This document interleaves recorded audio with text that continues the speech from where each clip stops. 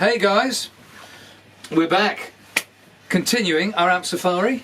Yep, I'm with my good friend. And my good friend, Ramon. We're both here. It's the Bob and Ramon show, back on the road again, live. Yeah. And here we are. Right, so what have we got now? We've got the same guitars, because what we're doing today is we're in a room full of amps, we're in the amps of chance. So we've got the Squire Cabronita. And the ESP Navigator 335. Do they speak fluent Spanish in Japan as they make those things? Sí, por supuesto, mi amigo. Well, ¿Qué hey. pasa? ¿Qué estás And here we are. Now, this time, shall we introduce the amps first before we play? Yeah, certainly. Okay. Well, we've got young Bob here is playing the Fender Deluxe, and this is a 5E3 circuit. This is an original, what we call a Tweed amp, because of the Tweed Twi'leks. Tweed Deluxe, probably about 58, 59.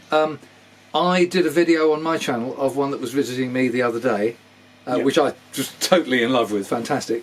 This is just as good. It sounds so well. You judge for yourself, but I think it's heaven. Yeah. And you are running through a Marshall Bluesbreaker. It's a reissue, hand wired, isn't it? No, this one's real. This is an 18 watt. 18 watt. Baby Bluesbreaker. Baby. Well, what they call a baby, it's basically an 18 watt circuit. It's two EL84s. 1x12 speaker? 1x12 speaker. Right. It's got a mains transformer, Radiospares high grade mains transformer with a output transformer EL84. It's called an EL84 Radiospares output transformer, two EL80. And it's basically a Watkins Dominator. Okay, so this is late 60s? Late 60s, yeah. Right. And it's the one that everybody wants. Right, okay. This is an expensive amp now. Right. Well, I mean, both of these are expensive amps, because I mean, these deluxes, the prices of these days are absolutely mental. Is that because of Neil Young? Well, Neil Young's one of the famous users, along with, this is the amp that Donald Fagen insists that Larry Carlton carries to sessions. Right. It's that. These are very recorded amps in history. So doesn't he play at Princeton? Didn't he play at Princeton, or was it a Deluxe? I don't know. The story's all about a Tweed Deluxe. Right. Okay.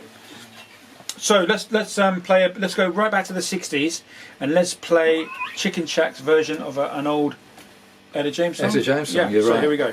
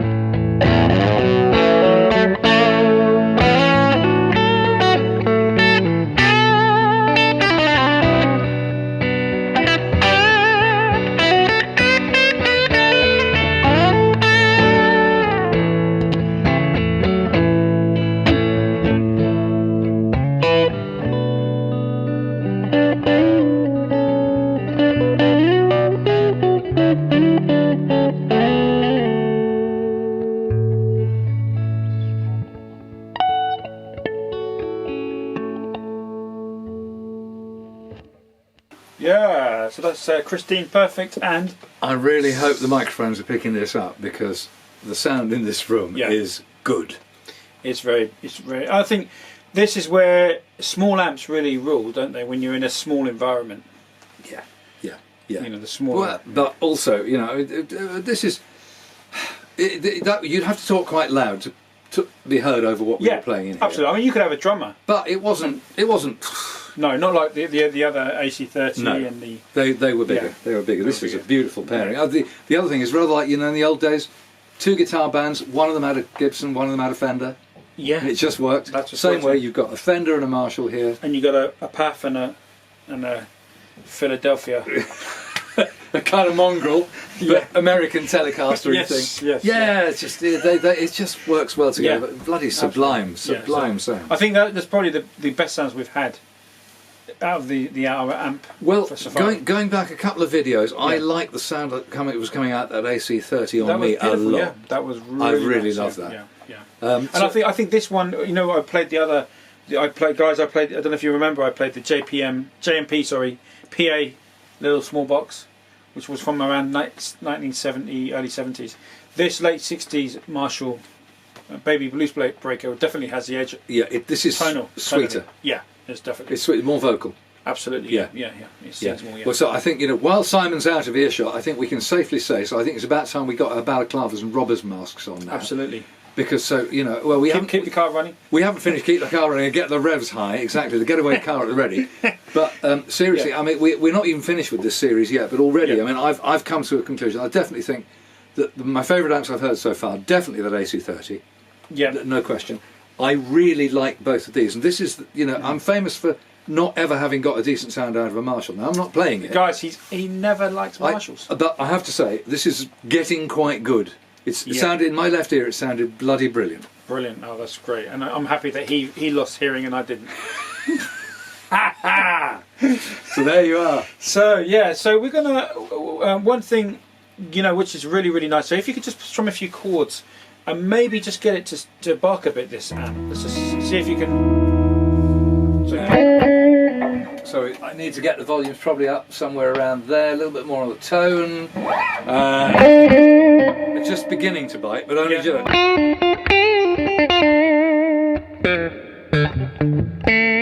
Still pretty clean.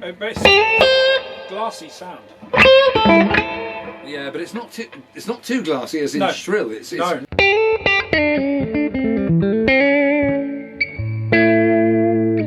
You can push them harder.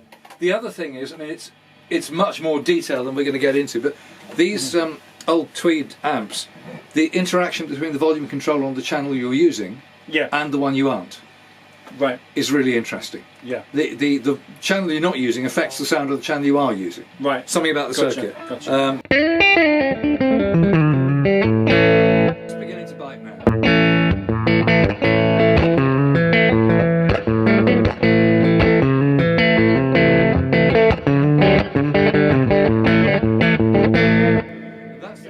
Sounds all right in the room, but not very bitey. But through mics, that's going to sound quite crunchy, I think. Quite crunchy, and there you go. There's you got one amp, one guitar, one lead, one amp, and there's all the tone. You don't need any pedals or anything. Actually, just to say, for the sake of transparency, I have got it going through my pedal board just to give me just a drop of reverb. Yeah. But there's unity gain, no tone being contributed at all. So, because Bob loves a touch of reverb, you know. Because I'm lazy. No. But if I was recording, I'd be recording dry, and you put the reverb on the desk. Yeah. But it's got that great, and so let's have a listen to the Marshall. So I'm gonna just play some clean chords.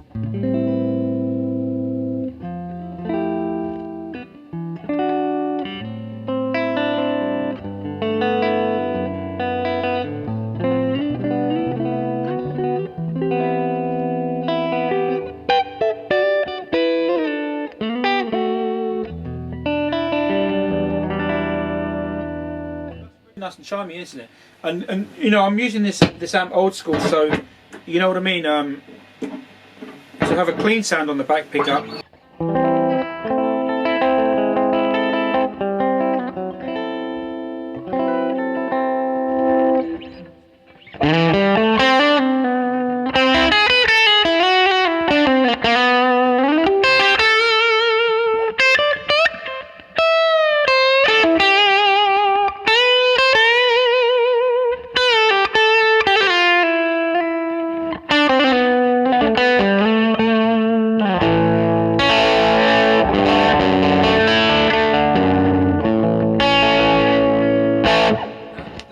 for me, this is real kind of object lesson, because I don't think the clean sound is particularly interesting. Right. It's quite middly. Yep. For my ears, a little bit muddy. Right. Well, it's not the Fender Deluxe clean, is it? No, it isn't. It's a matter of taste as much as anything else. But it's like a bit like we said in another video. To me, kind of Gibsons and Marshalls about when you're getting into drive, you get sublime. But for the cleaner end of the spectrum, I would definitely go Fender guitar and Fender amp. I'd definitely go to a Fender amp. Yeah. Out of choice. Yeah. Probably a Fender guitar as well, but that would be secondary. But so the Marshall for me is much more about when you're starting to get into push territory. It really blooms and because I mean here it's very touch sensitive. So if I'm picking the note softly.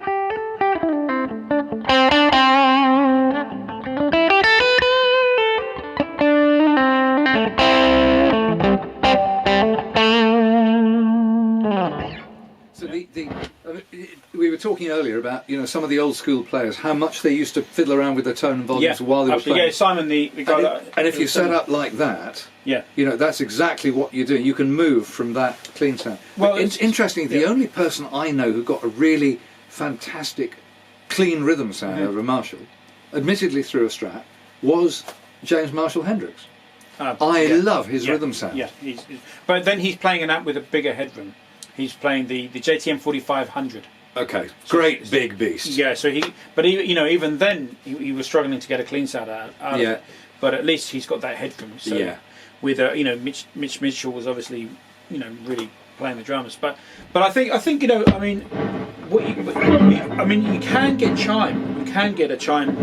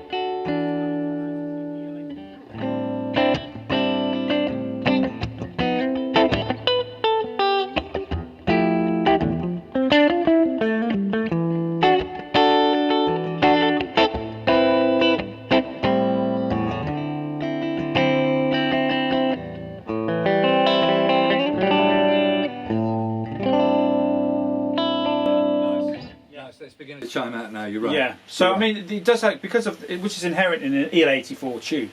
That's why I think EL84s make great hi-fi amplifiers, for record players, because you've got that chimey high end. I think from an EL84.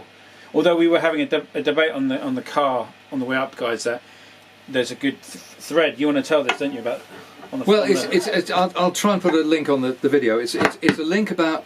It's a guy who seems to know what he's talking about in electronics, saying that there's actually no difference in sound between an EL34 and a 6L6. In other words, the two larger Fender and Marshall famous bottles.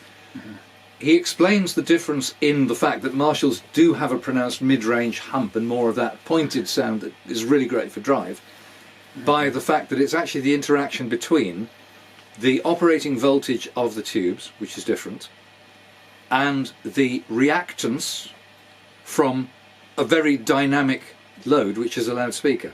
So even with the same speaker, if it was a piece of test equipment, the test equipment would say these valves are producing exactly the same signal in the spectrum. But through a speaker, the speaker's reactance affects the behaviour of the tube, and in particular its resonant peak, which brings it down to that middle honk that Marshalls are famous for.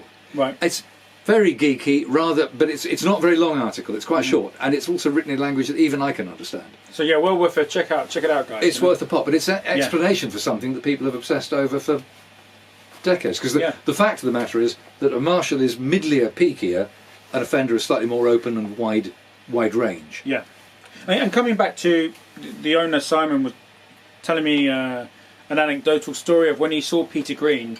Peter Green couldn't leave the knobs here alone. He was constantly... Even between phrases? Even between phrases. He'd play a phrase and then he'd be down here. And getting a more nasally sound. Obviously he's out of phase.